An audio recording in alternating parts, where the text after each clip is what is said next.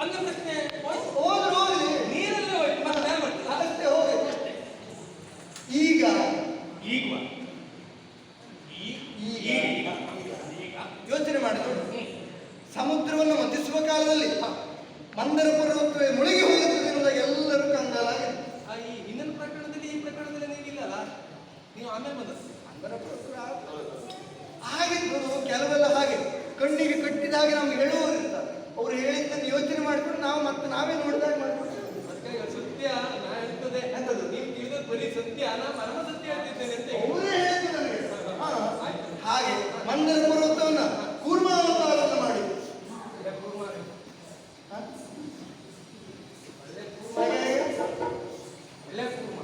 ಕೂರ್ಮಾವತಾರ ಕೂರ್ಮಾವತಾರ ಆಗಿರತಕ್ಕಂಥ ಅಮೃತವನ್ನು ಹೀಗೆ ಚಪ್ಪಲಿಸಿದ್ದಾರೆ. ಹೊಟ್ಟೆಗಿಲ್ಲ ಅವರಿಗೆ, ಹೊಟ್ಟೆಗೆ ಆಗ್ತಿದ್ದಲ್ಲ, ಹೊಟ್ಟೆಗೆ ಬೇಕು ಅಂತ ತಿನ್ನೋದು. ವಿಷ ಬಂದ ಗೊಬ್ಬರ ಬಂದ್ರ ಅಮೃತ ಬಂದ ಮಾತ್ರ ಬಂದು ಆ ಕತೆ ಬಿಡು. ಹಾಗೆ ಕೂರ್ಮಾವತಾರವನ್ನು ಮಾಡಿದಾಗ ನಾವು ಎಲ್ಲಿದ್ರೆ ಅಂತದ್ದು ಕೂರ್ಮನ ಆಗ ರೆಕ್ಕೆ ಇಲ್ಲ ಅಲ್ಲ, ರೆಕ್ಕೆ ಇಲ್ಲ. ಇದು ಪ್ರಶ್ನೆ.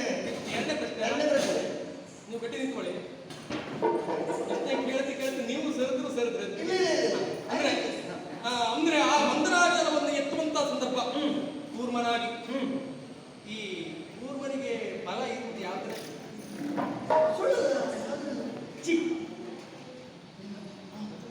ಮಂದರಾಚಲ ನೀರಿನಲ್ಲಿ ಮುಳುಗಬಾರದೆನ್ನುವ ಸಲುವಾಗಿ ಬಲಿಷ್ಠವಾದಂತಹ ಚಿತ್ತಿನ ಮೂಲಕವಾಗಿ ಅದನ್ನು ಎತ್ತಿ ಹಿಡಿದು ಕಡೆಗೋಲನ್ನಾಗಿಸಿಕೊಂಡು ಸುವಸ್ತುಗಳನ್ನೆಲ್ಲ ಮೇಲ್ತರುವುದಕ್ಕೆ ಪ್ರಯತ್ನಶೀಲರಾದ ದೇವತೆಗಳು. ಆ ಸಂದರ್ಭದಲ್ಲಿ ನಾನಾಗಿದ್ದೆ ನಿಮ್ಮವರ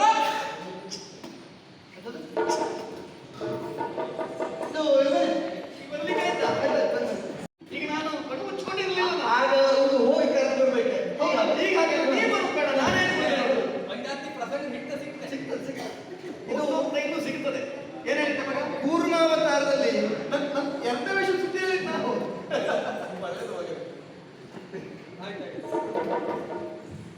ಅವ ನಿಮ್ಮ ಚಿಪ್ಪಾಗಿದ್ದ ಹಾಗೆ ಆಗಿದ್ದೆ ನಾನು ನಿಮ್ಮ ನಾನಾಗಿದ್ದೆ ಅಂತ ಹೇಳಿದ ಮೇಲೆ ಒಪ್ಪಿಕೊಳ್ಳಿ. ನಾನು ಕೂರ್ಮನಾಗಿದ್ದಾಗ ಇವನಾಗಿದ್ದ ನನ್ನ ಚಿಪ್ಪು, ಅದನ್ನಲ್ಲ ಅಂತ ಹೇಳುವುದೇ ಶುದ್ಧ ತಪ್ಪು. ಇನ್ನಾದ್ರೂ ನೀ ಅವನ ಮಾತನ್ನ ಒಪ್ಪು. ಮನ್ನನೆಯ ದಾಹ ಮನಸ್ಸಿನ ಕಪ್ಪು, ದೇಹಕ್ಕೆ ಮುಪ್ಪು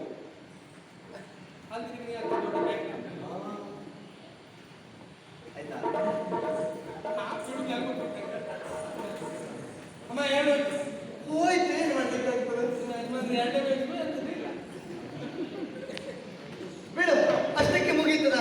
ಅಷ್ಟಕ್ಕೆ ಮುಗಿಯಲಿಲ್ಲ. ಮತ್ತೆ ದುರುಳನಾದಂತಹ ಹಿರಣ್ಯಾಕ್ಷರನ್ನ ಕೊಲ್ಲುವಲ್ಲಿ ಅವರ ಲೋಕಕ್ಕೆ ಎಷ್ಟು ಕಂಟಕಪ್ರಾಯನಾಗಿದ್ದ ಅವನನ್ನು ಕೊಲ್ಲುವ ಸಂದರ್ಭದಲ್ಲಿ ಪುರಾಣ ಹೀಗಾದ್ರೆ ವರಾಹ ಆ ರೂಪವನ್ನ ತಾಳಿ ಕೃಷ್ಣನನ್ನ ಕೊಂದವರು. ರೆಕ್ಕೆ ಇಲ್ಲ, ಚಿಪ್ಪಿಲ್ಲ. ಇಲ್ಲಿ ರೆಕ್ಕೆ ಇಲ್ಲ, ಚಿಪ್ಪಿಲ್ಲ. ಹಾಗಿದ್ರೆ ಅವನನ್ನ ಕೊಲ್ಲುವಲ್ಲಿ ಮುಂದಾಗಿರುತ್ತದ್ದು ಹೇಗೆ? ವರಾಹ ರೂಪವನ್ನು ತಾಳಿ ನನ್ನ ಕೋರೆ ದಾಡಿ ಒಂದು ಆಗ ನಾನಾಗಿದ್ದೆ ನಿಮ್ಮವರ ಕೋರೆ ದಾಡಿ. ಹೌದಾ? ಬನ್ನಿ ನೋಡಿದ್ಯಾ ಅಂದ್ರೆ ಮತ್ತು ಸುಧಾರಿಸಿದ್ದೇನೆ. ನೀವು ಸಂತೆ ಮಾಡೋದ್ರೊಳಗೆ ಬಂದ್ಬಿಡ್ತೇನೆ. ಹೌದಾ? ನಿಮ್ಮಿಬ್ಬರು ಕೆಲಸ ಇಲ್ಲ. ಇದು ಸುಲಭ ಅಲ್ಲ. ಇದು ಹೌದಪ್ಪ. ಇದು ವರಾಹ ನಿನಗೆ ಕೇಳಿ ಕತ್ತೆಗೂ ಕಾಲುಂಟು ನೋಡಿ. ಮಾತೊಳ್ಳೆದು ಒಬ್ಬನೇ ಆ ಕಡೆ ಕೊಟ್ಟೊಳ್ಳೆ ಏನಾಗ್ತದೆ ಮಗ? ಕೆಲವೊಮ್ಮೆ ಮಾತಾಡುವಾಗ ಎಲ್ಲರಿಗೂ ಕಾಣಿಸಬೇಕಾಗುತ್ತದೆ. ಸಭೆಯಲ್ಲಿದ್ದವರಿಗೆ ಕೆಲವೊಮ್ಮೆ ಅಭಿನಯ ಮಾಡುವಾಗ ಕುದುರೆ ಆಗುತ್ತದೆ. ಅಪ್ಪ ನೀವೇ ಅಲ್ಲ, ಮಗನಲ್ಲ ಮಗನೇ. ಈಗ ಕತ್ತೆಗೂ ಕಾಲುಂಟು ಆಯ್ತು ಮಗಳ ನನ್ನ ಪಕ್ಷ ಎಷ್ಟು ಆಯ್ತಾನ? ಒಂದು ಮತ್ಸ್ಯ ಹೋಯ್ತು, ಕೂರ್ಮ ಹೋಯ್ತು, ಗಾಡಿ ಹೋಯ್ತು. ಇಲ್ಲ ಅಂತಂದ್ರೆ ಓದೋದ್ರ ಬಗ್ಗೆ ಚಿಂತೆ ಮಾಡಬೇಕು. ಇದ್ದವರಿಗೆ ಇಲ್ವೇ ಇಲ್ಲ. ಇಲ್ಲವೇ ಇಲ್ಲ. ಹಾಗಿರುವಾಗ ಆ ಹಿರಣ್ಯಾಕ್ಷರ ಸಹೋದರ ಹಿರಣ್ಯಕಶ್ಯಪಿದ್ದಪ್ಪ ಅವೆಲ್ಲ ಪ್ರಪಂಚ ಮಾತಾಡಿಕೊಳ್ತಾರೆ. ಹೊರವೇ ಹಾಕುವುದು. ಮೇಲೂ ಅಲ್ಲ, ಕೆಳಗೂ ಅಲ್ಲ, ಒಳಗೂ ಅಲ್ಲ, ಹೊರಗೂ ಅಲ್ಲ, ಮನುಷ್ಯನಲ್ಲ, ಪ್ರಾಣಿಯೂ ಅಲ್ಲ, ಆಯುಧ ಅಲ್ವ, ನಿರಾಯುಧ ಅಲ್ವ, ಹಗಲು ಅಲ್ಲ, ರಾತ್ರಿ ಅಲ್ಲ, ಮತ್ತಿನ ನಾನು ಪ್ರಾಣಿಯೋ ಅನುಕೂಲಕ್ಕೆ ಬೇಕು. ಆಯುಧವಲ್ಲ ನಿರಾಯುಧವಲ್ಲ ಅಂಥ ರೂಪದಿಂದಲಾಗಿ ನನಗೆ ಸಾವು ಬರಬೇಕು. ಹಾಗಾಗಿ ಅಂಥ ವಿಶೇಷ ವರವನ್ನು ಪಡೆದುಕೊಂಡ್ರು ಅವರನ್ನು ಕೊಂದಿದ್ದಾರೆ. ಹಾಗೆ ಮೇಲುವಲ್ಲದ ಕೆಳಗುವಲ್ಲದ ತೊಡೆ ಮೇಲೆ ಕುಳ್ಳಿರಿಸಿಕೊಂಡು ಒಳಗುವಲ್ಲದ ಹೊರಗುವಲ್ಲದ ಹೆಬ್ಬಾಗಿನ ಮೇಲೆ ಹೌದು ಸಂಜೆಯು ರಾತ್ರಿಯುಲ್ಲದ ಹಗಲುವಲ್ಲದ ಮುಸ್ಸಂಜೆಯ ವೇಳೆ ಆಯುಧವಲ್ಲದ ನಿರಾಯುಧವಲ್ಲದ ಉಗುರಿನಿಂದ ಮಾನವನಲ್ಲದ ಪ್ರಾಣಿಯಲ್ಲದ ನರಸಿಂಹಾವತಾರವನ್ನು ತಾಳಿ ಅವರನ್ನು ಕೊಂದಿದ್ದಾರೆ. ಉಗ್ರ ನರಸಿಂಹ ಉಗ್ರ ನರಸಿಂಹ ಅಂಥ ನರಸಿಂಹ ರೂಪವನ್ನು ತಾಳಿ ಅವನನ್ನ ಕರುಳನ್ನ ಬಗೆದು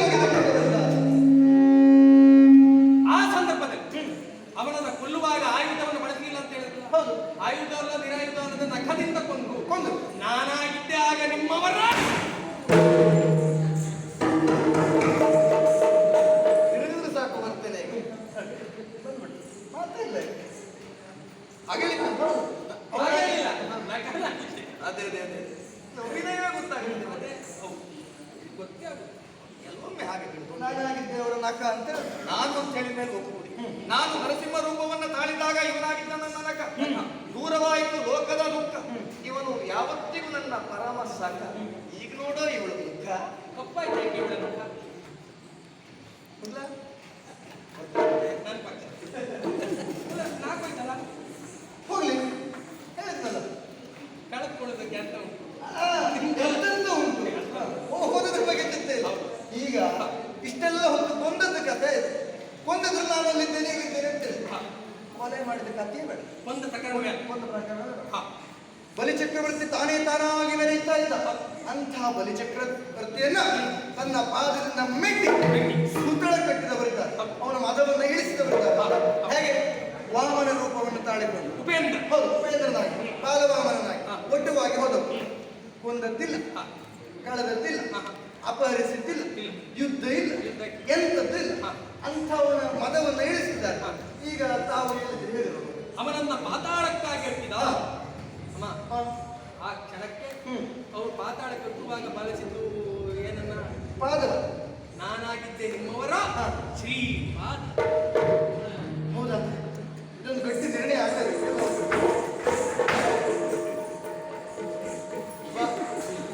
ಬಹಳ ದುಃಖಾಗಿದ್ದೇನೆ ನಾನು. ಈ ಸಲ ನಿಮ್ ಕರ್ಕೊಂಡೆ ಹೋಗೋಷ್ಟು ಬಂದದ್ದು. ನಾನು ಅಲ್ಲೇ ಬಂದ್ಬಿಟ್ಟಿದ್ದೆ. ನನಗೆ ಹಾಗೆ ಮಾರ್ಗ ಸಿಕ್ಕಿತ್ತು ಈಗ ಸರಿಯಾಗಿ. ಸಿಕ್ಕ ಸಾಕು ಅಲ್ವಾ? ನಿನ್ನ ದಸೆ ಇಲ್ಲ ಮಗನೇ, ನಿನ್ನ ದಸೆ ಸುಲಭ ಅಲ್ಲ ಶಿಕ್ಷೆ. ಏನ್ ಹೇಳಿದ್ದೆ ಮಗ? ಬಲಿಚಕ್ರವರ್ತಿಯನ್ನ ಪಾತಾಳಕ್ಕೆ ಒಟ್ಟುವಾಗ ಅವನಾಗಿದ್ದೇನಂತೆ ನಿಮ್ಮ ಪಾದ. ನಾನು ಅಂತ ಹೇಳಿದ ಮೇಲೆ ಒಪ್ಪಿಕೊಳ್ಳುವುದೇ ಮಗ. ನಾನು ವಾಮನನಾಗಿದ್ದಾಗ ಇವನಾಗಿದ್ದ ನನ್ನ ಪಾದ. ಬಲಿಯು ಪಾತಾಳಕ್ಕೆ ಹೋದ ಜಗತ್ತಿಗೆ ಆಯಿತು ಮೋದ. ಇನ್ನೂ ಪ್ರಶ್ನೆ ಕೇಳಬೇಕಾ? ಮತ್ಯಾವುದಾದ್ರೂ ಪುಸ್ತಕ ಓದ? ಪುಸ್ತಕದಿದ್ದಾಗಿನ 4-6 ಪುಸ್ತಕ ಓದ. ಹೌದಲ್ಲ? ಇದಿಷ್ಟು ನಾನು ಮಾಡಿರುವ ಕಾರ್ಯ.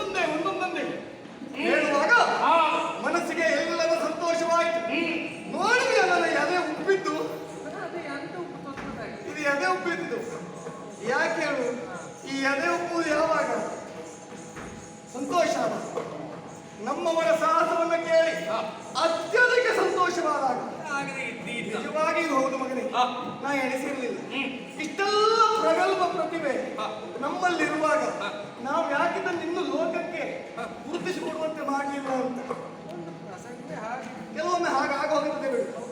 ನಿಜವಾಗಿಯೂ ಹೌದು ಮಗನೇ, ಕೇವಲ ನಾವು ಮಾತ್ರ ಹೇಳುವುದಲ್ಲ, ಇದನ್ನ ಯಾರೇ ಆಗಲಿ ಸುರರು ಅಸುರರು ಯಾರಲ್ಲಿ ನೋಡಿದ್ರು ಇಂತಹ ಪ್ರತಿಭೆ ಸಿಗುವುದಕ್ಕೆ ಸಾಧ್ಯ ಉಂಟು? ಖಂಡಿತವಾಗಿಯೂ ಇಲ್ಲವೇ ಇಲ್ಲ. ನಮ್ಮ ಲಕ್ಷ ಸೊಪ್ಪಿಗೆ ನಿಂತ್ಕೊಳ್ಳಿ ಅಂತ ಹೇಳ್ತಿದ್ರೆ ಕೇಳ್ಕೊಳ್ಳಿ. ಕೇಳ್ತಿದ್ದೇನೆ ನಿಜವಾಗಿ ಹೌದು ಮಗನೇ. ಒಂದೊಂದು ಮಾತಾಡಿದ ನೀನು ಹೇಗೆ ಮತ್ಸ್ಯನ ರೆಕ್ಕೆಯಲ್ಲಿ, ನಿಜವಾಗಿ ಮತ್ಸ್ಯನಿಗೆ ರೆಕ್ಕೆಯಲ್ಲಿಯೇ ಬಲ ಇರುವುದು ನನಗೆ ಇನ್ನು ಗೊತ್ತಾಯ್ತು. ಇನ್ನು ನಿಜವಾಗಿ ಮತ್ಸ್ಯನೇ ಆ ಕಾರ್ಯ ಮಾಡಿದ್ರು ಅಂತ ಹೇಳುವಾಗ ಮತ್ಸ್ಯ ಇರಲಿ, ಸಣ್ಣ ಮತ್ಸ್ಯಕ್ಕೆ ಸುದರ್ಶನನ ದೊಡ್ಡ ರೆಕ್ಕೆ, ನನ್ನೊಂದು ಸಣ್ಣ ಮತ್ಸ್ಯ ಇನ್ನೊಂದು ದೊಡ್ಡ ರೆಕ್ಕೆ, ಆಗ ರೆಕ್ಕೆಯನ್ನ ಎಲ್ಲರೂ ಗುರುತಿಸುತ್ತಾರೆ. ಸಣ್ಣ ಮತ್ಸ್ಯಕ್ಕೆ ದೊಡ್ಡ ರೆಕ್ಕೆ ಇದ್ರೆ ಅಂಗವಿಕಲ ಅಂತ ನಿನ್ನ ಮಾತಾಡ್ಲಿಕ್ಕಿಲ್ಲ, ಇಲ್ಲಿ ನನಗೆ ಮಾತಾಡೋದು ಮಾತು ನೀ ಕೇಳಿಸ್ಕೊಳ್ಳೋದಷ್ಟೇ. ನಿನ್ನ ನಿರ್ಣಯ ಕೊಡೋದು ಯಾರು ಹೇಳಿ, ಈಗ ನಿರ್ಣಯ ನಾ ಕೊಡ್ತಾ ಇದ್ದೆ. ಇಲ್ಲಿ ನಾವು ಹೇಗೆ ಹೇಳಿದ್ರು ಪ್ರಕರಣ ಆಗುದು ಎಂತ ಗೊತ್ತಾ ನಮಗೂ.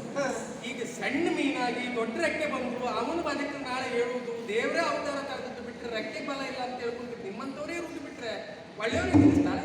ಮಗನೇ, ಯಾವತ್ತಿಗೂ ಹಾಗೆ ನಿಂದಿಸುವವರು ಹಲವಾರು, ನಿಂದಕರ ಮಾತಿಗೆ ನಾವು ಯಾವತ್ತಿಗೂ ಬೆಲೆ ಕೊಡಬಾರದು ಮಗನೇ. ನಿಜವಾಗಿ ನಮ್ಮ ಸತ್ವವೇನು ಸತ್ಯ ಏನು ಎಂಬ ಹಾಗೆ ತಿಳಿಯುವುದು ನೀನು ಆಡಿದಂತೆ ಕೆಲವರಿಗೆ ಮಾತ್ರ. ಈಗ ನಿನ್ನ ಕುರಿತಾಗಿ ಕೆಲವರಿಗೆ ಮಾತ್ರ ಗೊತ್ತುಂಟು, ಹಲವರಿಗೂ ಗೊತ್ತಾಗುತ್ತದೆ. ಯಾಕೆ ಇವತ್ತು ನೀನೇ ಹೇಳಿಕೊಂಡೆಲ್ಲ, ಹಲವರಿಗೂ ಗೊತ್ತಾಗಿಯೇ ಆಗುತ್ತದೆ. ನಿಜವಾಗಿಯೂ ಹೌದು. ಯಾವತ್ತಿಗೂ ಶಿಲೆಯೊಂದು ಶಂಕರನಾಗಬೇಕು ಅಂತಾದ್ರೆ ಪೂಜಾರಿಯೇ ಅತ್ಯಗತ್ಯ. ಸುಮ್ಮನೆ ಶಿಲೆ ಶಂಕರನಾಗುವುದಕ್ಕೆ ಸಾಧ್ಯ ಉಂಟಾ? ಇಂಥವರೆಲ್ಲ ಪೂಜೆ ಮಾಡೋದಕ್ಕೆ ಹೋದ್ರೆ ಶಿಲೆ ಶಂಕರ ಆಗುವುದಲ್ಲ, ಶಂಕರನೇ ಶಿಲೆ. ಈಗ ಮಗನೇ, ಅವಳು ಹೇಳ್ತಾಳೆ, ನೀ ತಲೆ ಕೆಡಿಸ್ಕೊಳ್ಬೇಡ ಆಯ್ತಾ? ಹೊಡೆದಿತ್ತು. ಅಷ್ಟೇ. ಗತ್ತಿ ಇಲ್ಲದೆ ಕಡಿಯುವುದಕ್ಕಾಗುತ್ತದಾ? ಆಗುವುದಿಲ್ಲ. ಭಕ್ತಿ ಇಲ್ಲದೆ ಬೆಳಕು ಬರ್ತದ? ಇಲ್ಲವೇ ಇಲ್ಲ. ಸಗಣಿ ಇಲ್ಲದೆ ಸಾರಿಸ್ಲಿಕ್ಕಾಗ್ತದಾ? ಆಗುದಿಲ್ಲ. ಮತ್ತೆ ಸಗಣಿಯನ್ನು ತಗೊಂಡು ಬರಬೇಕು, ಪಾಪ ಮಾಡಿದ್ರೆ ಗೊತ್ತುಂಟು. ನಿಜವಾಗಿ ಹೇಳ್ತೇನೆ, ಹಳೆ ಗೆರ್ಸಿಗೆ ಸಗಣಿಯೇ ಆದ, ಹೌದು. ನನಗೆ ಇವನೇ ಆದ. ಯಾರಿಗೆ ಗೊತ್ತುಂಟು ಈ ವಿಷಯ? ಆದ್ರೆ ಒಂದ್ ಸಮಾಧಾನ, ಅಪ್ಪ ಮಗನ್ ಬಿಟ್ಕೊಡುದಿಲ್ಲ, ಮಗ ಅಪ್ಪನ ಬಿಟ್ಕೊಡುದಿಲ್ಲ. ಯಾವ ಕಾರಣಕ್ಕೂ ಬಿಟ್ಕೊಡುವುದಿಲ್ಲ. ಹಾಗಾಗಿ ಹೇಗೆ ಯೋಚಿಸಲಿ, ಏನೇ ಯೋಚಿಸಲಿ, ಬಹುದು ಬಹುಮತ ನಿನಗೆ. ಯಾರಿಗೆ? ನಿನಗೆ ಬಹುಮತ. ಕೇಳಿದ್ಯಾ? ಇಷ್ಟು ಕಾಲದವರೆಗಾಗಿ ಈ ಸತ್ಯವನ್ನು ನಾನು ಹೇಳಿಲ್ಲ. ಯಾಕೆ? ಸರಿಯಾದ ಸಂದರ್ಭ ಅವಕಾಶ ನನ್ನ ಪಾಲಿಗೆ ಸಿಗಲಿಲ್ಲ. ಒಂದು ಅವಕಾಶಕ್ಕಾಗಿ ನಾನು ಕಾಯ್ತಾ ಇದ್ದೆ, ನಾನು ಏನೆನ್ನುವುದನ್ನು ತೋರಿಸಬೇಕಂತ. ಅಂತ ಸಮಯ ಇವತ್ತು ಬಂತು. ಇಷ್ಟು ಕೇಳಿದ ಮೇಲೆ ಏನ್ ಹೇಳಿದ್ರೆ, ಇಹುದು ಬಹುಮತ ನಿನಗೆ. ಇನ್ನು ಹೆಚ್ಚು ಕಾಲ ನಾ ಇಲ್ಲಿ ಮಗನೇ, ನಾ ಸ್ಥಳ ಬಿಟ್ಟು ಅದು ಬೇಡ ಬಿಟ್ಟು ಬೇರೆ ಬಿಡ. ಅಲ್ಲ, ಈಗ ನಿನಗೆ ಬೇಕಾದಲ್ಲ ಹೇಳಿ. ನಿನ್ನ ಸ್ಥಳಕ್ಕೆ ಹೋಗು ನೀನು. ನಾ ಬೇರೆ ಬಿಡ ನಿಮ್ ಪಕ್ಷ ಬಿಟ್ಟೆ, ನಮ್ಮ ಪಕ್ಷ ಬಿಟ್ಟ. ನಿಮ್ ಮೇಳವೇ ಬಿಟ್ಟೆ ಬೇಡ. ಅಲ್ಲ, ನಮ್ಮ ಮೇಳ ಬಿಡುದು ಸರಿ. ಅಲ್ಲ, ಪ್ರಕರಣ ಸುಧಾರಿಸಲಿಲ್ಲ ಅಂತಂದ್ರೆ ಬಿಡುದು ಸರಿ, ಸುಧಾರಿಸಿ ಆಯ್ತಲ್ಲ ನೋಡಿ ಆಗುದಿಲ್ಲ. ಅಲ್ಲ, ಪ್ರಕರಣ ಇವತ್ತು ಮುಗೀತು ಅಂತ ನೀವು ಹೇಳ್ಕೊಂಡು ನಾಳೆ ದಿವಸ ಮತ್ತೆ ಇದನ್ನೇ ಹೇಳಿದ್ರೆ ನಮ್ಗೆ ಆಗುದಿಲ್ಲ. ಹಾಗಾದ್ರೆ ನಂದು ಇವತ್ತು ಹೇಳಿದ್ರು ಮುಗೀತು. ಅಲ್ಲ, ನಮ್ಮ ಮೇಳ ಬಿಡುದು ಸರಿ, ಮತ್ತೆ ಎಲ್ಲಿಗೆ ಹೋಗ್ತಾ ಇರೋದು ಬೇಡವಾ? ನಾನು ಪ್ರತ್ಯೇಕವಾಗಿ ಇರ್ತೇನೆ. ಅಲ್ಲ, ಯಾರಾದ್ರೂ ಕರೆದಿದ್ದಾರ? ಬರುದಾದ್ರೆ ಬಾಳಿದ್ದಾರ? ಮೇಳಕ್ಕೆ ಕರೆಯುವವರು ಬಹಳಷ್ಟು ಮಂದಿ ಇದ್ರು, ಹೋಗಬೇಕಾದದ್ದು ಎಲ್ಲಿ ಅನ್ನುವಂಥ ಸ್ವಸ್ವರೂಪ ಜ್ಞಾನ ನಮ್ಗೆ ಇರಬೇಕು. ಎಲ್ಲಿ ಹೋಗಬೇಕು, ಎಲ್ಲಿ ಹೋದ್ರೆ ನಮಗೆ ಮನ್ನಣೆ ಸಿಗ್ತದೆ, ನಮ್ಮ ಯೋಗ್ಯತೆ ಎಲ್ಲಿ ಪ್ರದರ್ಶಿಸಲಿಕ್ಕೆ ಸಾಧ್ಯ ಅಂತ ನೋಡ್ಕೊಂಡು ನಾವು ಹೋಗ್ಬೋದೇ ಬಿಟ್ಟರೆ ಕರೀತಾರೆ ಅಂತ ನಾವು ಹೋಗ್ತಲ್ಲ. ಹೌದೌದು, ಸರಿ ಉಂಟು, ಸರಿ ಉಂಟು. ನೆನ್ಪಿಟ್ಕೊಳ್ಳಿ, ನಾನು ಬಹಳ ದೂರ ಹೋಗ್ತೀನಿ ಅಂತ ಹೇಳಿದ್ರೆ ಬೇಡ.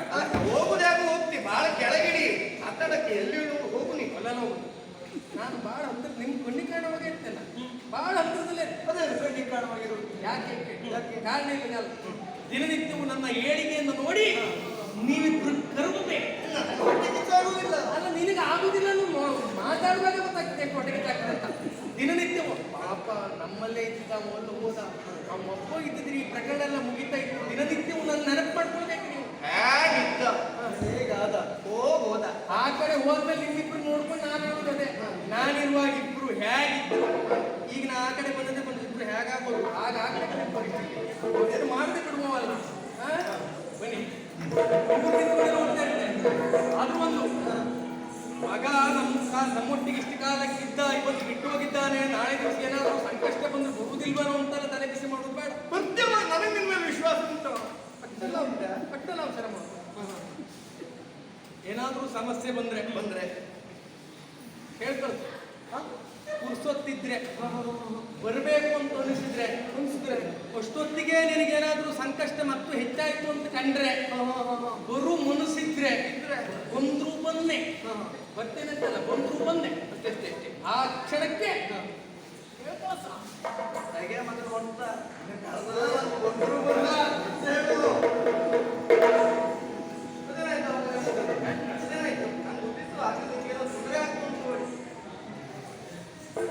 ನನ್ನ ಅಭಿನಯದ ಅರ್ಥವಾಗ್ತದೆ.